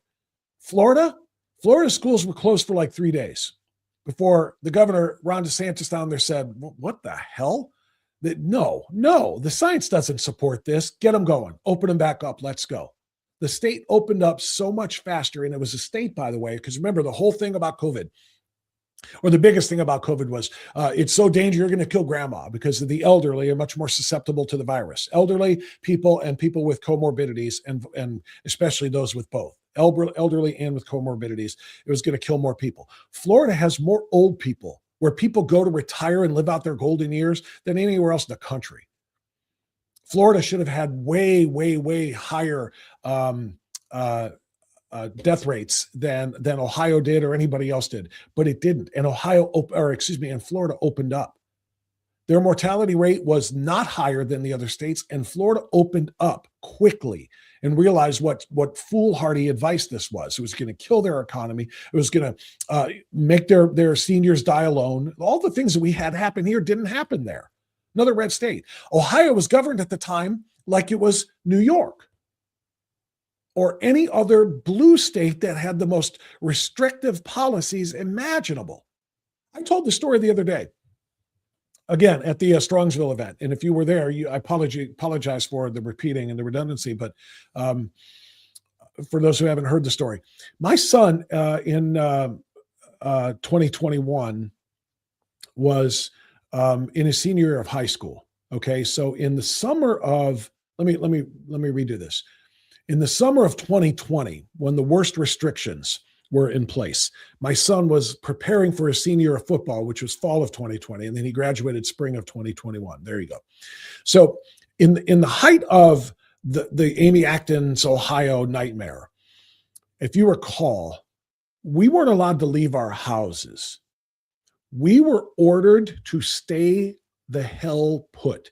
Now, it wasn't quite Australia and China, where they had state workers welding people's doors shut so they couldn't leave. But we were on orders not to leave. Okay? So it's the summer, and my son's senior season of football, he's being recruited by Division I colleges. It's his last year of high school football. He wants to do what he's got to do, what he's always done, get the work in. He wanted to go lift. Well, you can't go lift at the school weight room because Amy Acton said you can't be open. So it was closed. What am I going to do? I can't just not work out for 3 months. And then if school is back in session, if the football season is allowed to be played at all, beginning in late August, I can't just go there having, lived in my house without anything for 3 months. So my son says, Dad, I want to go over to Sean's. He's got some weights in his garage. I'm going to go lift. His mother says, you're going to get arrested. And she was right, of course. Literally, you weren't allowed to be out. if he drove from one side of town to the other side of town to go to his friend's house to lift weights, to prep for football, if he passed by a police officer monitoring and patrolling and doing what the governor of the state at that time, Amy Acton, even though Mike DeWine was the title, she was governing the state with her policies. By orders of the governor of the state, Amy Acton, he could have been arrested. And I said, let him go. Not because I'm some sort of a dictator of my home at all, but I hated it. But after he was there, I have to admit, when he was gone, I said, I felt like she was right. What if he does? What if he is seen by a cop? Are they going to just bring him home? Or are they going to arrest him? I didn't know. So I got so worried about it. We took a truck and we went to the high school, and the coach allowed us to go up there and take some equipment from the high school to bring home and put in our own garage. So he wouldn't have to go on the roads and risk being arrested when he wanted to lift weights and prepare for his senior season of football. So we turned our garage into a gym. And I bring it up because of the absurdity of it all, the insanity of it all, that we had to do that because he wasn't free to drive from one home to his friend's home to work out there, or to his high school to do his thing there. Now, that's just one tiny example, but we all had examples like that, right? Where we couldn't go from point A to point B without fear of arrest. We couldn't go to church. Amy Acton wouldn't let us go to church. Watch it on TV. They were putting Catholic Mass on television. Then, in Amy Acton's Ohio, we were allowed to, after a short while, you were allowed to gather in groups of like no more than 3, which is, again, one of the stupidest ass things ever. Because if the virus was as dangerous as she wanted us to believe, a group of 3 kids lifting weights in our garage, because that's what happened. Ultimately, other kids risked the arrest to come over and lift in our garage with my son, because we had the equipment now. And they would come over, but the small groups of 3, if they're going to breathe it on one another and share with one another, they're going to, the way they told the story, they're going to take it home and kill grandma anyway. So whether it's a group of 3 or a group of 300, what's the difference? If somebody's got it, everybody's getting it. That's what we were told. And that's why we couldn't go to church. And then after a little while, okay, you can go to church, but you've got to stay, 3 pews apart or 6 feet apart. And oh, by the way, despite the Bible telling us and the church telling us, lift your voices up unto the Lord. No singing, no singing. You go to church and you keep your mouth shut. If you sing, it's going to project COVID death all over the church because you're singing louder than if you were just speaking. So you wear that mask because that's supposed to stop the spread of the virus anyway. But if you sing, it might push those little virus pores or spores out through the little holes in the mask or the holes on the side of the cheek. Or if it wasn't quite up over the nose, quite enough, singing was going to project it out. So no singing. And that whole sign of the share with each other a sign of peace, don't you even think about it. In fact, don't even look at the person 6 feet away from you on the pew down. Because, when you look, COVID might see another target and shoot out from you and onto him. Am I exaggerating it a little? Yeah, but this much, because all of the rest of that is true. We couldn't go to funerals. Not only did our loved ones have to die alone, they were buried without services. They were buried without services. Weddings, which people had booked halls and spent thousands preparing for, weren't allowed to happen. All lost. No gatherings.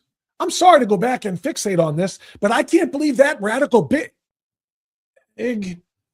candidate for governor on the Democrat Party, it wants to lead our state again. And the Democrats are all gung-ho. Amy Acton, Dr. Lockdown, Amy Quackton, Amy Crackton. I can think of a lot of things to call her that would be appropriate. I'm going to do my best to not use them most of the time, but that cannot be allowed to happen. Everything that I just said, if you're watching this show, if you're watching it in a replay, you can do a screen record, or if you're watching it live, wait until it's uploaded for replay. Do a screen record and share every single bit of that with Casey Putsch supporters and say, are you really going to give this state over to the person who was responsible for all that stuff I just said? And that's just scratching the surface. Not even talking about 4,000 Ohio businesses that closed permanently during COVID. More than that closed temporarily and went into the red because they weren't allowed to sell their product. Yet their overhead costs remain the same. Their leases and so on and so forth. You had to throw away restaurants. How many thousands and thousands of dollars in food had to be thrown away because it's spoiled? Because they were told you're not what's the word? Essential. You're not essential. Your business can't open. So they lost all of that food and all of that money. They went into the red, and many of them still aren't fully. It's 2026, and many of them aren't still fully in the black. They're still paying off debt because they had to take out new loans just to survive, to keep their businesses open after what Amy Acton did to them for no reason. But 4,000 of them closed permanently. Permanently. People who put their life's work into opening a business and invested their life savings went under. It's already hard enough to open up a business and make it, survive. Entrepreneurs have been trying to, figure out the key to that for forever. And within the first year, most small businesses fail. It's hard enough, but then you've got one up and running and surviving. And then here comes Amy Acton saying, yeah, you're closed. Why? How about this? Because you're not vaccinated. Now that's stretching one to another, but that was the other part of this. How many times did we hear her and then Mike DeWine putting their little kooky heads together, clanking their little coconuts together and saying, here's what we'll do. We'll bribe people to get the shot. We'll bribe them.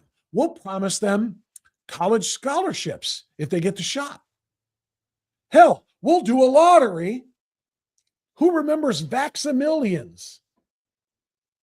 We're going to give away $1 million to some random person who gets the shot. She wants you to see her as a medical professional. She wants to see you as a practitioner of science.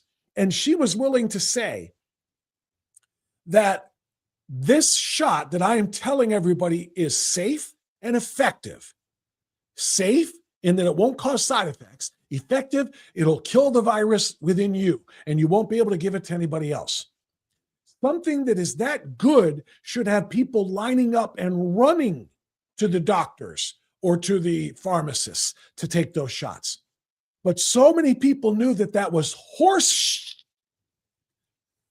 that they had to bribe them and do lotteries to make them want to take it. Think about that. Never before in history. And how many times were we told? Biden said this out loud. We're patient people, or no, we're understanding people or something like that, but we're running out of patience. Telling all of the great masses of unwashed, filthy, germ-carrying, pure-blooded, unvaccinated people, get the damn shots or we're going to ratchet it up a notch. They threatened us.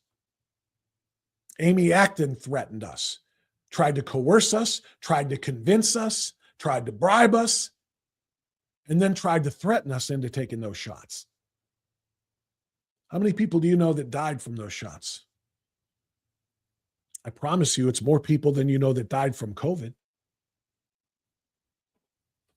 Amy Acton not going to tell you that. You know who told me that? Directly on my show? Dr. Peter McCullough told me that last year. They have proof. They have evidence that more people died from complications arising from those poison darts, that mRNA technology, the spiked proteins that came in and caused heart damage, caused strokes, caused infertility and birth defects in babies because pregnant women took these shots. More people were dramatically and negatively impacted by those shots.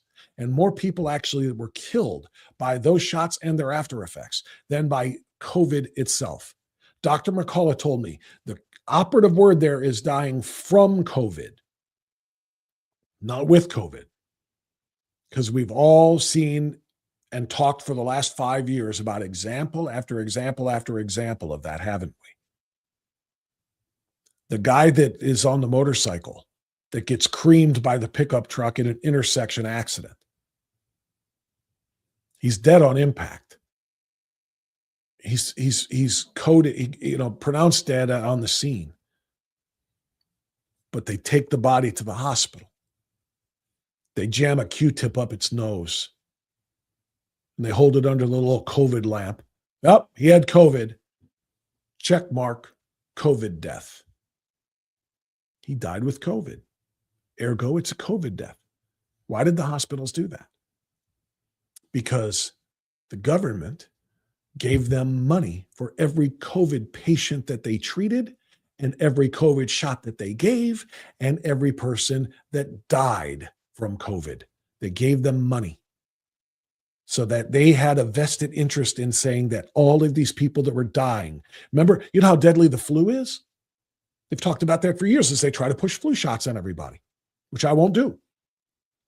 But the flu is deadly to people, again, in given circumstances, age and comorbidities and so on and so forth. People were dying from the plain old flu.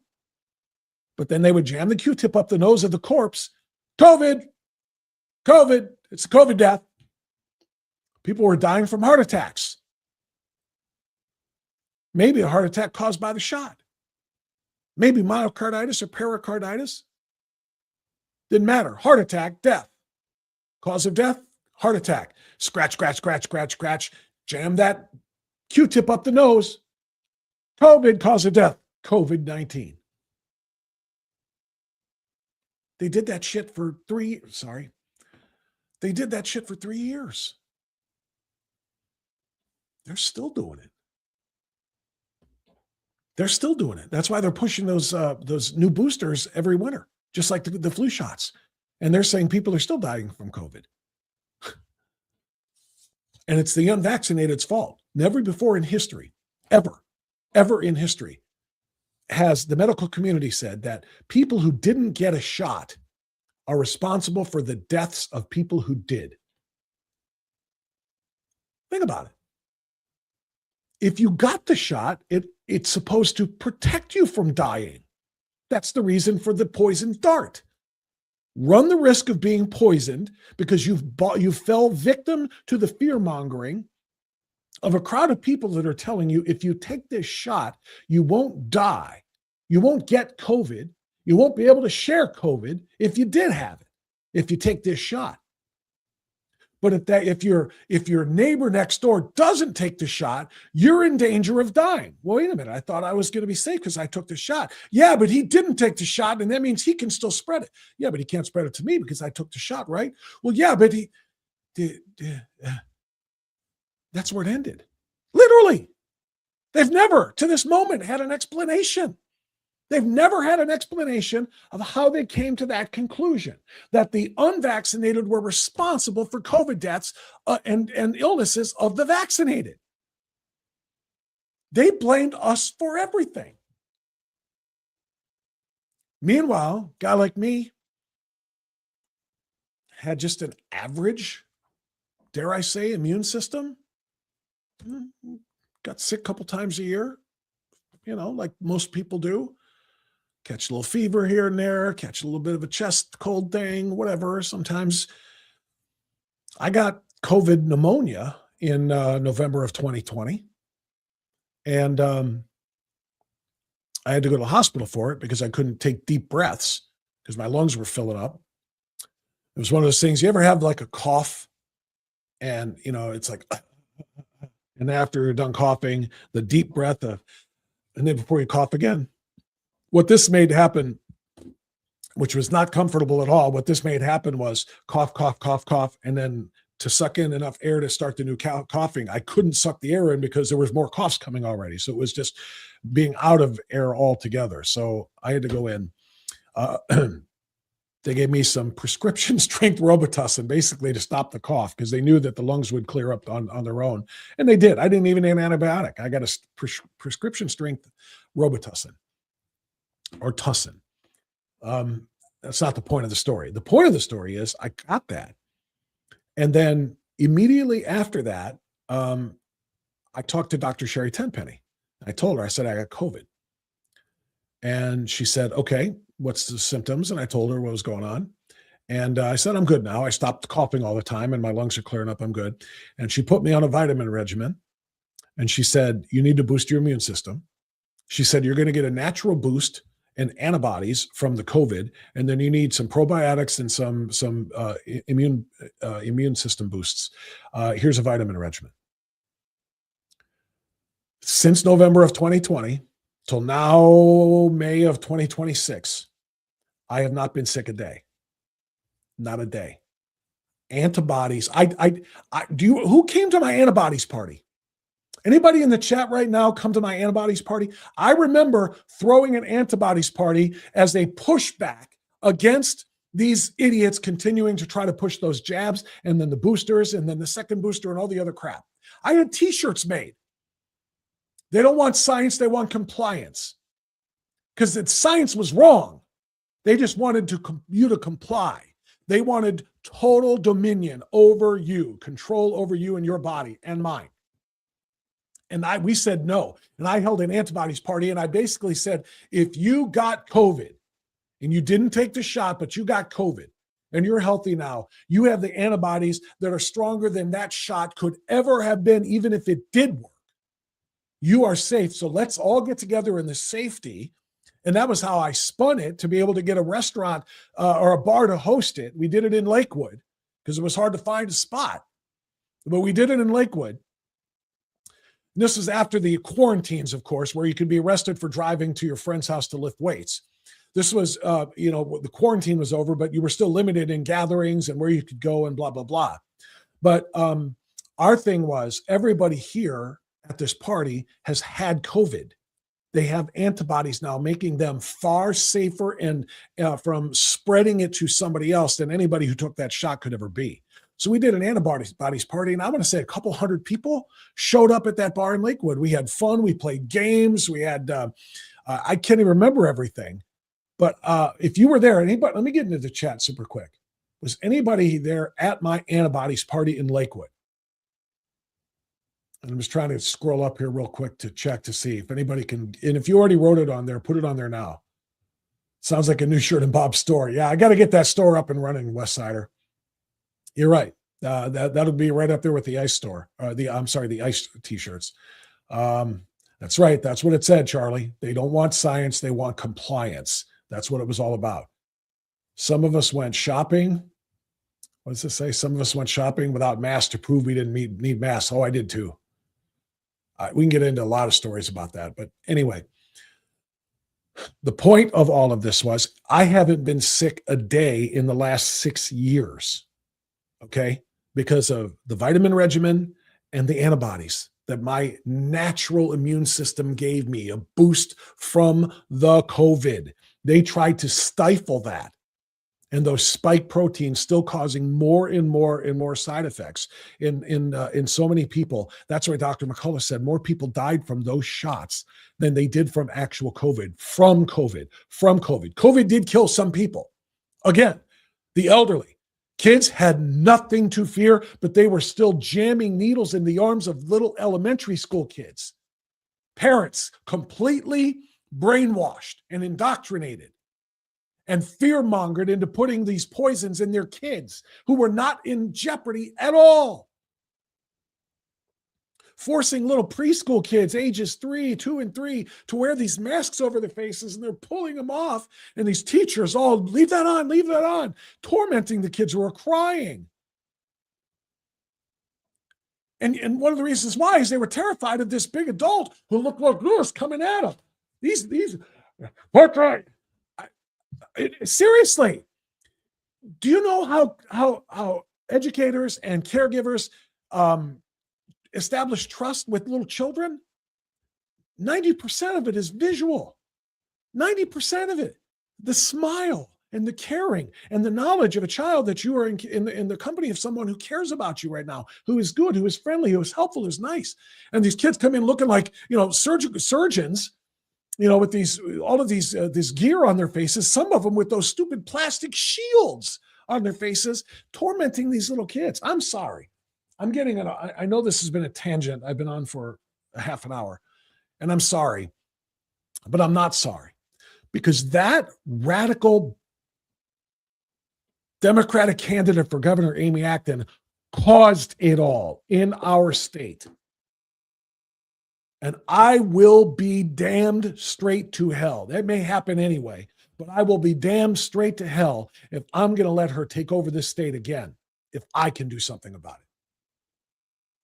And I'll do whatever it takes within the bounds of the law and within the bounds of influence and education and information and sharing it with voters all across the state. We have to stop her. We have to stop her from ever getting that kind of control again. All right. Wow, we should probably hide that from the screen now. There we go. I'll dive right back into the chat room, or the live chat here in just a moment to wrap it up. After I will remind you, since we are talking about health, let's talk about health care. Let's talk about getting that health care covered by Medicare. If you are a senior citizen, or if you're aging into the Medicare age this year, turning 65, if you're new to Medicare at all, this is the call right here. That call to that number, 440-832-8936. Don't play around. Don't talk to anybody else. Don't let somebody call you, some insurance company, and saying, hey, are you on Medicare yet? Nope. Well, here's what you do. You sign up with us. Because those individual companies, those insurance companies, they have a vested interest in making money off of you. Mark King makes no money off of you. Mark King doesn't care which company you go with as long as it's the right company for you. He's an independent agent who will represent multiple companies and give you options and say, here's what this one offers, and here's how it fits your needs. Here's what this one offers, and here's how it fits your needs and your budget. All of these things, you need an advocate, and that's what he does. He is an advocate for you. That's Mark. You need to call that phone number, 440-832-8936. He's been doing this, advocating for people and their health insurance needs by way of Medicare for nearly 40 years. He's the foremost expert in this area in Northeast Ohio. He understands what plans are available, what the costs are, what the benefits are, what the services you're entitled to are. He'll explain it to you in as elementary of a fashion as you need. All right? Call Mark, 440-832-8936. Log on, keepingmedicaresimple.com. You can probably see that in the lower right-hand corner of the graphic, keepingmedicaresimple.com, and you call Mark King, and I promise you, you are going to be thanking me later on for helping you connect with somebody who got you the Medicare plan you deserved at a price you could afford. Mark King and Keeping Medicare Simple. Thank you, Mark, for being a foundational partner of Strictly Speaking Unfiltered. All right, let's dive in and get a few more from the chat room before we're done for today. And again, we didn't get John Arlott Jr. We'll try to get him tomorrow or a day later this week. But Amy Acton is scaring the you-know-what out of me. The fact that we knew she was going to be. By the way, what does it say about the weakness of the Ohio Democrat Party that their best candidate, their best option, is a non-politician who's never held any office before? And you can say, well, neither is Vivek Ramaswamy. That's true. He hasn't either. But he has a track record of success. If you want to turn Ohio around from an economic standpoint, from a business standpoint, this man's business credentials are off the charts. Vivek Ramaswamy is an extraordinarily well-known and well-respected name. But the Democrats, they've got Democrat representatives. They've got Democratic senators in the state of Ohio. They've got past office holders, and they're going with Dr. Lockdown. It's almost like she's being sacrificed. I don't know. But what does it say about the party that the best they can come up with here is Dr. Lockdown? Amy Acton. Just crazy. But so we've known that she was going to be their nominee for a while now, obviously. But now that it's real, and now that we know the race is officially Acton versus Vivek Ramaswamy, the idea that she is just a few votes away from taking the state over again and repeating all of that. Because guess what? Worst kept secret in the world. It's going to happen again. The pandemic, gain of function research driven or not, there will 2020 and 2021 and 2022 and into 2023. That was a test drive. How far can we push? How much control can we take? And I'm talking about big pharma. And I'm talking about people on their payroll in Washington, D.C. How far can we push them? What can we mandate? Joe Biden mandated shots for everybody to work not only for the government, but for a company that does business with the government. For everybody. College students can't get on the campus without that shot. How far can we stay in your homes or you're under arrest? Close your businesses or it's going to be closed for you. Stay away from your churches. Stay away from your weddings, from your funerals, from your gas. How far can we push these people? That was a test drive. Okay? Now that they've seen what they could get away with, there will be another one. And there will be another ramp up of this. Do you want that thing, Dr. Crackton, to be in the governor's mansion when the next one happens? That's all I got. That's all I got. The thought of that is terrifying. Deb says, just like you, Bob, Vivek's voice will not be silenced. We, the people, are capable of speaking up, standing up, emailing, calling, expecting all of them to come speak and take questions. Agreed. Mellencamp, yeah, he is. Marcel's voice will not be silenced. No, will not. I'm sorry. I'm going to scroll down here. I want to get to the issues here that we're talking about. Bob, after about 8 songs, you could have an album release party. I don't know if I'm going to be able to come up with 8 parodies, but I'll work on it. Will Fauci be indicted before his statute of limitations runs out? We have until May 11th, and I don't see POTUS pushing for justice on Fauci's lies. I don't think he could be indicted for anything anyway, can he? He's got the blanket pardon from Joe Biden, unless there's an element of what he did that was not covered by the pardon, which it may be. But he got the pardon, which, of course, was one of the most vile things ever. Didn't Amy Acton quit her job in the middle of the pandemic? Yes, she did. We played that clip there of her conversation about that with Russ Mitchell. She said she was scared. She was scared because of legislators in Columbus. What, are you kidding me? And again, we don't do things like that. Attacking politicians that we don't agree with. We will attack you verbally. We will attack you on the campaign trail. We will do everything we can to make people vote against you. But no, we don't do that. Okay. Rest easy, Crackton. There won't ever be statues for Fauci, never parades. Statues for Fauci, never parades. Let's see what else. Global Health Doctor as a title sounds like a code for one world control. Not bad. True. Vivek will destroy her in a debate. He better give her no mercy. I agree. Vivek is an amazing debater. Even though he was an unknown in the presidential primaries when he ran, he did very well in those early primaries. People had never heard of him before, but oh my gosh, is he smooth. Oh my gosh, does he have a command of the issues, and he knows how to present. Yes, he will kill her on a debate stage. Let's see.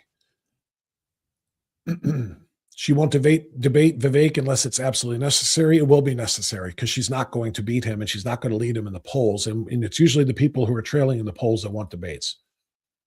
Would like to see debate. Yep, me too. Did you discuss the $1 billion Medicaid spent for alleged personal services in Ohio? Yes, we did that yesterday in depth. We'll do more of that tomorrow. Where is Shamey Acton from? Her accent doesn't sound Midwestern. She does have Casey John saying what I wouldn't say.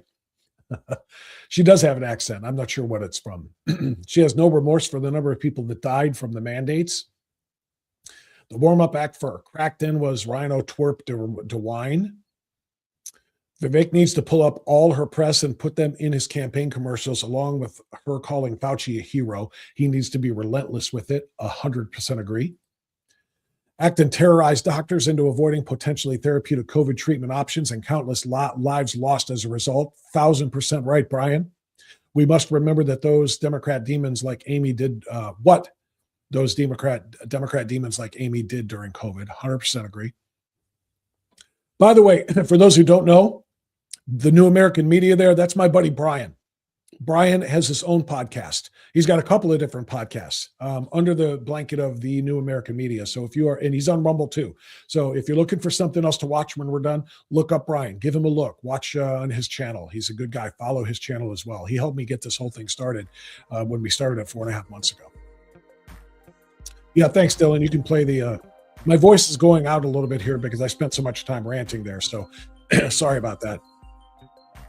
Republicans going to investigate as soon as Fauci clears the statute of limitations.